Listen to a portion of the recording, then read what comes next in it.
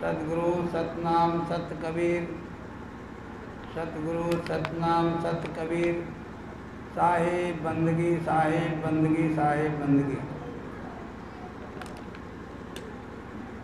आपके बीच में हम मानव जीवन के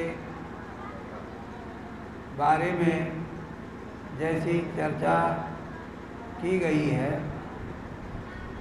उस पे हम कुछ प्रकाश डालना चाहते हैं। आप लोग ध्यानपूर्वक सुनेंगे, सोचेंगे, समझेंगे और अपने जीवन में परिवर्तन लाने का प्रयास करेंगे तो निश्चित तौर पर आपका भला होगा। मानुष तेरा गुण बड़ा, मांस में आवे काज, हाल न होते आवरण, त्वचा न बाजन बाज।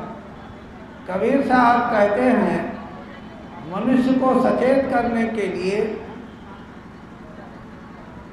कि मनुष्य अगर पूरी सृष्टि के सारे जीवों में अगर श्रेष्ठ है तो उसका कारण उसका गुण है, उसकी सोच है, उसकी समझ है, उसकी कार्य पद्धति है।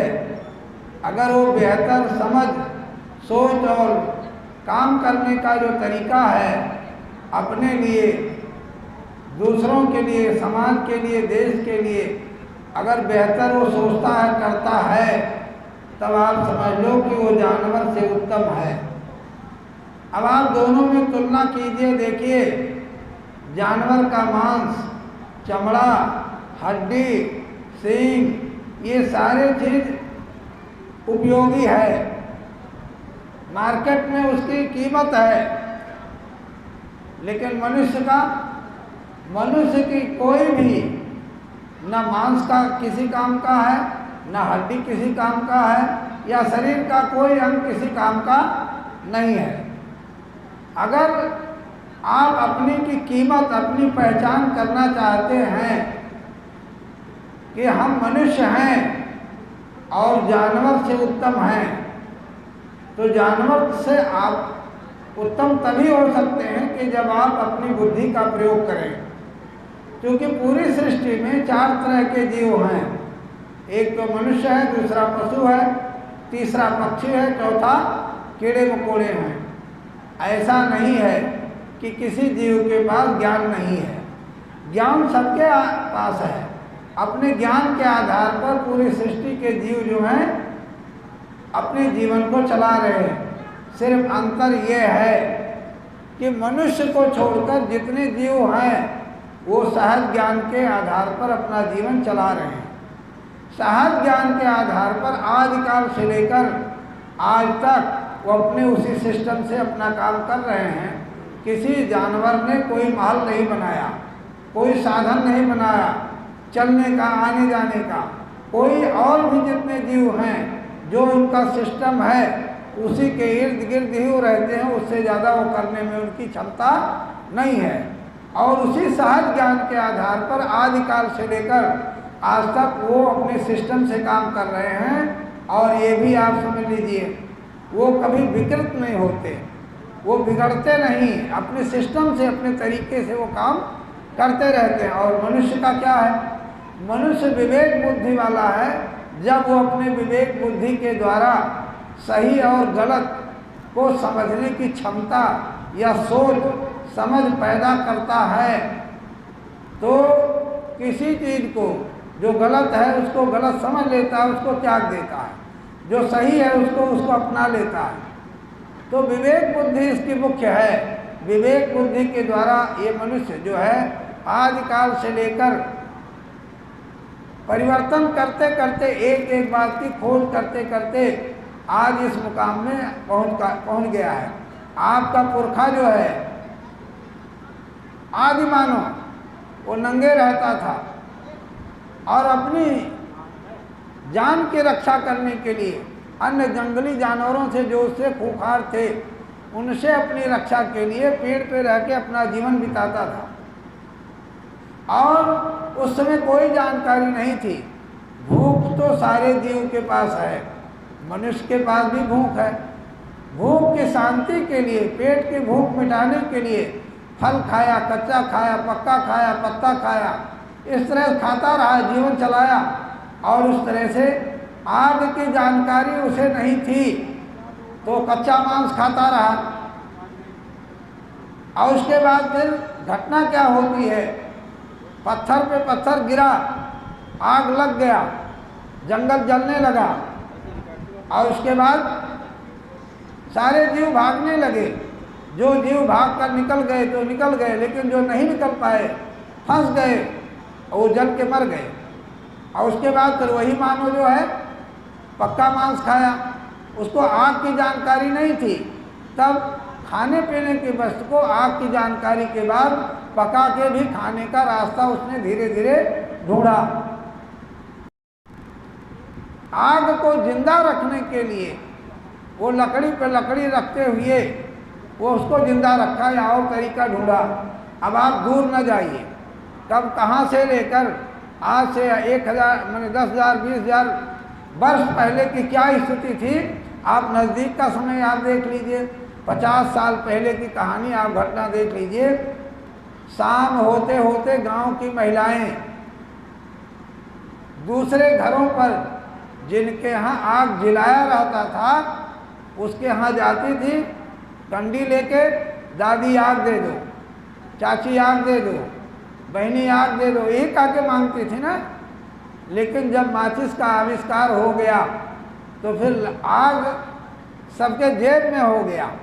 रास्ता चलते में जेब में है, निकाला माचिस, उसका चाहे जो भी जलाना हुआ वो अपना काम कर लेता है।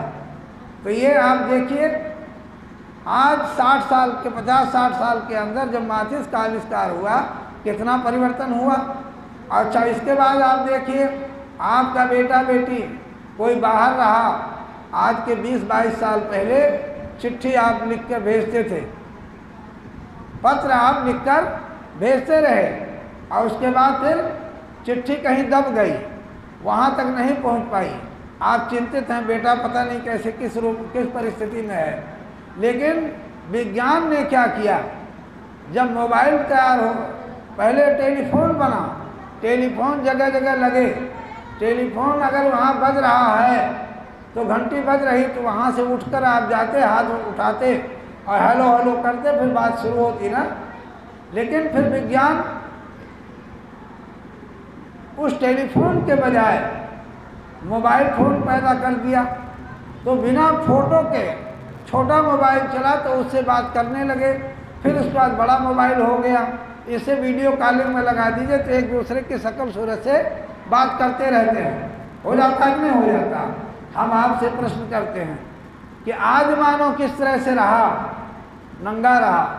धीरे धीरे एक एक बात की जानकारी करने में 100-100, 200, 500, 1000 वर्ष बीते, और चलते चलते ये मानव विकास करते करते एक एक बात की खोज करते करते इस मुकाम पर पहुंच गया है, यहाँ तक पहुंच गया।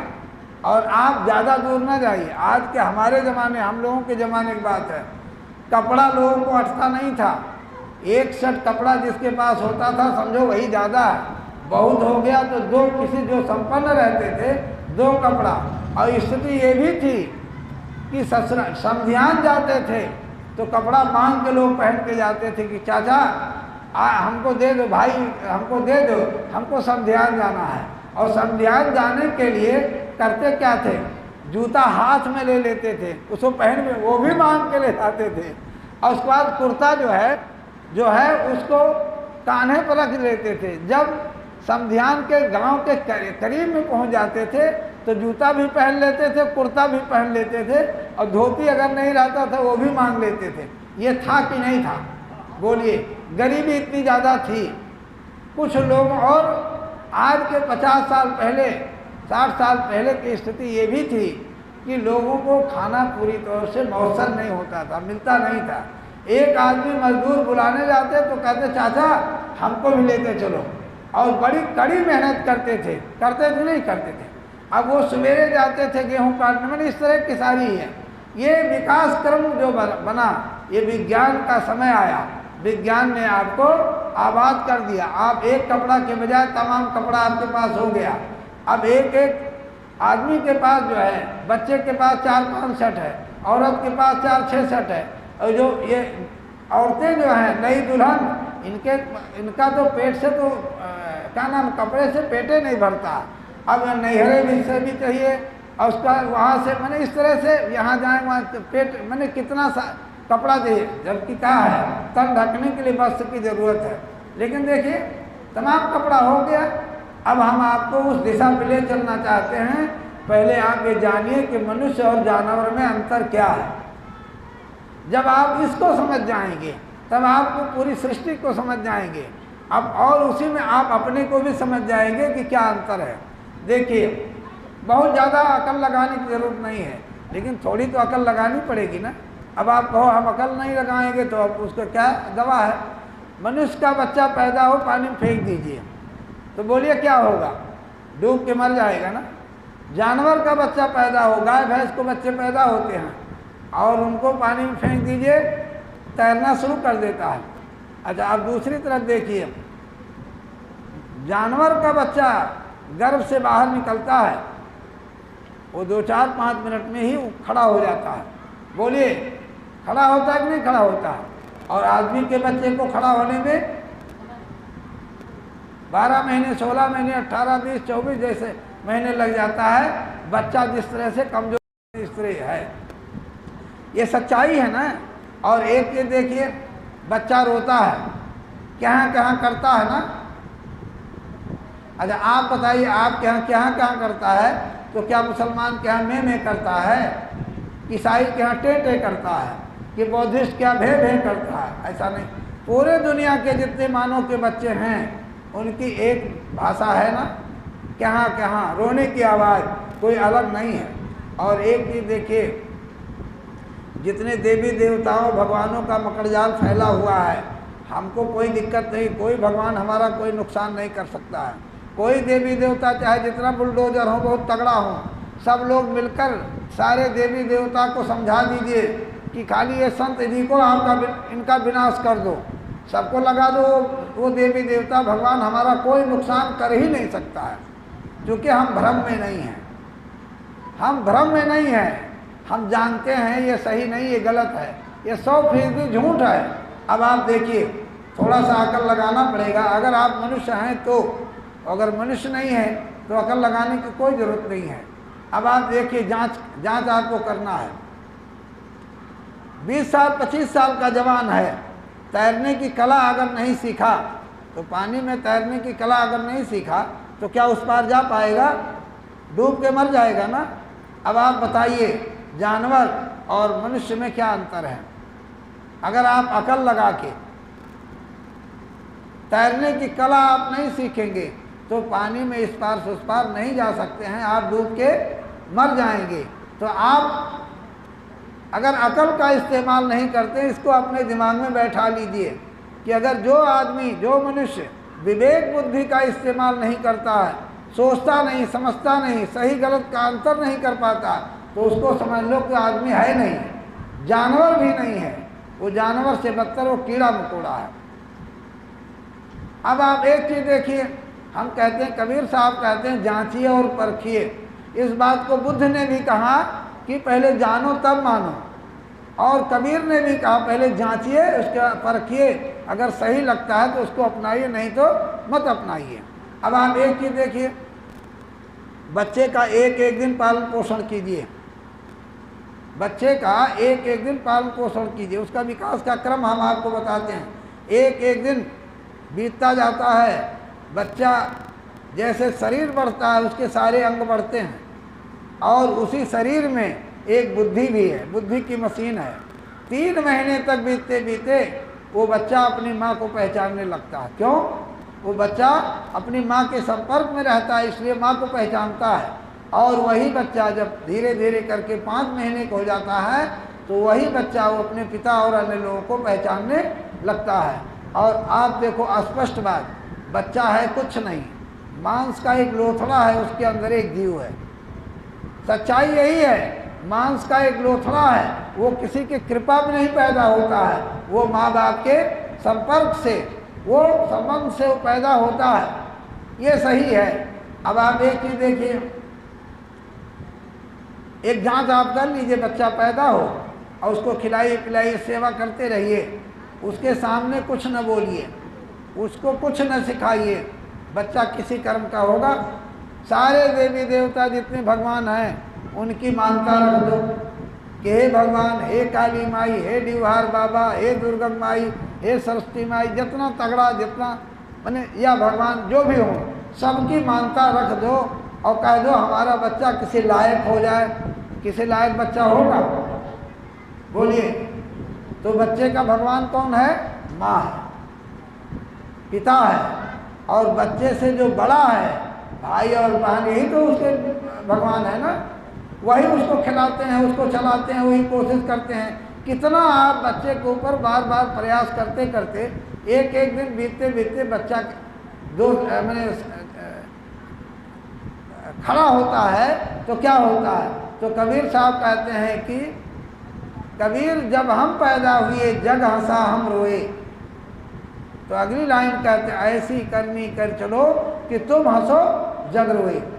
बच्चा पैदा होता है तो जग हंसा हम रोए, तो जग माने होता संसार। तो उस बच्चे का जो बच्चा पैदा हुआ उसका संसार कुछ नहीं है। क्या है? उसकी माँ संसार है, उसका पिता संसार है, उसके भाई बहन संसार हैं, उसके दादा दादी संसार। यही तो है ना जो परिवार के जो संपर्क में हैं वही उसको खिलाते हैं, उठाते हैं और चट्टी पेशाब कराते हैं, जो भी है उसको वही तो सेवा करते हैं ना। और बच्चा क्या करता है? बच्चा धीरे धीरे जब कुछ बड़ा हो जाता है, बड़ा नहीं, जब अपने पैर पे खड़ा होने की स्थिति आती है तो कहते हैं कि कबीर जब हम पैदा हुए जग हंसा हम रोए, तो ऐसी करनी कर चलो कि तुम हंसो जग रोए। इसका मतलब ये है कि बच्चा जब माँ की गोदी से उतरता है, उठता है गिरता है, उठता है गिरता है, उठता है गिरता, इसके बाद अपने पैर पे हो जाता है कि नहीं हो जाता। और कोई कोई बच्चे ज़्यादा कमज़ोर होते हैं तो उनको चलाते हैं पकड़ के हाथ से, या किसी को कोई बच्चे को चलाने के लिए 3 पहिया बना देते हैं और उसके बाद वो बच्चा धीरे धीरे ढुलकाते ढुलकाते वो अपने पैर पे हो जाता है कि नहीं हो जाता। ये सत्य है ना। और इस कर्म को करने में आप ही सहायक है ना। इसमें कौन सा देवी देवता आ रहा है? नहीं आ रहा। अच्छा, अब आप एक चीज़ देखिए, हम किसी देवी देवता के विरोधी नहीं, उनसे हमारा कोई मतलब नहीं है। लेकिन जो मानव समाज के बुद्धि को ये फैला कर बुद्धि को नष्ट किया गया है और आदमी समझ नहीं पाता, एक से एक पढ़े लिखे लोग भी फंस जाते हैं। अनपढ़ जिसको कहते हैं पढ़ा लिखा नहीं है वो फंस जाए तो कोई बात नहीं है, लेकिन पढ़ा लिखा भी क्या करता है? अब स्थिति कितनी खराब है। आप देखो, बच्चा, एक औरत घर से निकली, गांव से जब बाहर निकलती है तो बच्चा जो गोदी से उतारा और उसके बाद ऐसे ऐसे करती है। अब बच्चा पूछता अम्मा जी के हैं? तो वही कहते हैं अरे बच्चा गोड़ धरी काली माई हूँ। अब वो अपने आप कुछ नहीं जानता, जो आप सिखाते हो वही सीखता है। अच्छा, उसके बाद फिर गोदी में लिया, आगे बढ़ी, उसके बाद फिर बच्चे को उतार दिया, फिर ऐसे ऐसे कर रही, तो बच्चा फिर पूछता है अम्मा जी के हैं? कहीं कह रहे गोड़ धर ये डिवहार बाबा हैं। अब फिर वो भी जैसे माँ करती है वैसे बच्चा भी करता, चाहे लड़का हो चाहे लड़की, ये नहीं होता है ना। अब फिर गोदी मिली, फिर आगे गई, आगे पहुँचते हैं, फिर उतार दिया, उसका फिर ऐसे कर रही है। अब वो बच्चा फिर पूछता है अम्मा जी के हैं? तो बच्चा को कुछ जानकारी नहीं है, वो जिज्ञासा होती है, पूछता है, लेकिन आप ही बताते हैं ना। जो रास्ता आप बच्चे को देंगे, जो सिखाएंगे, जो पढ़ाएंगे, वही बच्चा सीखता है। बाकी अपने आप वो कुछ नहीं सीख सकता है। आप पालन पोषण कीजिए, खिलाई पिलाई, बड़ा हो जाए, उसके सामने कोई न बोले, वो बच्चा किसी कर्म का नहीं होगा, गूंगा हो जाएगा, किसी लायक होगा। अब आप बताइए, ये जो देवी माई को पचरा जो गा रहे हैं, कितना कितना गीत, कितना ऐसे जाते हैं, अभुआते सुस्वाद मैंने सब कितना पैसा देते हैं। हम कहते हैं इस समय दुर्गा पूजा चल रहा है ना, हमको किसी से कोई मतलब नहीं है, हम तो कबीर पंथ के साधु हैं। कबीर पंथ, अब आप देखिए, बुद्ध भी ज्ञान देने के लिए आए, वो भी अपना खोज और चिंतन से बताए, लेकिन बुद्ध के समय में ये सारा मकड़जाल नहीं था। लेकिन जब कबीर आए 2000 वर्ष के बाद उनके, तो कबीर साहब आते हैं तो उनके सामने तमाम तरह का मकड़जाल जो देश में फैलाया गया बुद्ध धर्म के विनाश के बाद लोगों के भ्रम में डालने के लिए, बुद्धि को नष्ट करने के लिए, मानव को बने विवेकहीन बनाने के लिए, प्रकृति सत्य के विपरीत झूठी पाखंडी आडंबर और सारी व्यवस्था में फैलाने के लिए तमाम तरह का जाल फैला दिया गया। अब आपको बचना भी है, अगर आप बचना चाहते हैं आप बच सकते हैं, नहीं तो नहीं बचेंगे। हम कहते हैं महिलाएं यहाँ बैठी हैं, महिला ये सब पूजा पाठ में बहुत आगे रहती हैं, तो हमको कोई दिक्कत नहीं, भाई पूजा पाठ जैसा करोगे वैसा मिलेगा। एक बात ये बताओ, ये दुर्गा जो है क्या शादीशुदा थी कि बिना शादी के थी? क्या आप लोग बता सकती हैं? ये दुर्गा जो है जिसकी पूजा करने जाते हैं वो शादीशुदा थी कि बिना शादी के थी? क्या कहते हैं? अनमैरिड, अविवाहित। बोलिए, बताएंगे नहीं? हाँ हाँ, नहीं। तो एक जगह हम पूछ रहे थे, एक जगह हमको बुलाया गया और ये कहा गया कि साहब आपको आना है। हमके क्या करना है? तो कहीं ना आप कथा सुना दीजिए हमारे यहाँ। तो हम कहे कथा? पंडित तो कथा सुनाता है, तो हम कौन सा कथा सुनावें? कहें वो सत्यनारायण का कथा सुनाता, आप सत्य कथा सुनाइए, नारायण किनारे कर दिए, निकाल दीजिए। तो अब हम 1 घंटे बोलने के बाद महिलाएं तमाम पूरे गांव की बैठी थी और शादी का समय था। तो जैसे शादी का समय होता है, लड़की लड़का का शादी, तो लड़की की शादी थी तो उसमें जितने रिश्तेदार की औरतें हैं अपने संबंधित वो सब आ जाती हैं, वो सब बैठी थी। हमने पूछा तो बोली कि शादीशुदा नहीं थी। तो हम कहे अच्छा ठीक है। तो हमने कहा दूसरी प्रश्न ये हम कर रहे हैं कि अगर शादीशुदा नहीं थी तो आप लोग ये बताइए कि जिस लड़की की शादी नहीं हुई है क्या वो श्रृंगार करती है? बोलो। तो वो आपस में फिर बात करने लगे, तो कहते नहीं। तो हम कहे अब ये दुर्गा का जो स्वरूप दिखाया जाता है उसमें कितना श्रृंगार है? श्रृंगार है ना, इसका मतलब वो शादीशुदा थी। तो हमने कहा दूसरी बात यह है, ऐसी भी औरतों के बारे में जानकारी लोग सुने होंगे कि जो अपने दूसरे के पति से फंस जाती है और अपने पति की हत्या कर देती है। ऐसी भी घटनाएं मिलती हैं। और ऐसी भी घटनाएं मिलती हैं कि जो दूसरे पति को फंसा के उसकी हत्या कर देती है। ये घटनाएं समाज के अंदर देश दुनिया में चल रहा है कि नहीं है? तो हमारा कहना यह है कि अब आप ये बताइए, जो फोटो दिखाया जाता है दुर्गा ने महिषासुर की हत्या कर दी। अच्छा, अब आप थोड़ा सा अकल तो लगाना पड़ेगा ना। आपके 2 हाथ हैं और दुर्गा की कितने हाथ है भाई? बोलो, तमाम हाथ है ना। अब आप ये बताओ, दुर्गा सोती नहीं थी क्या?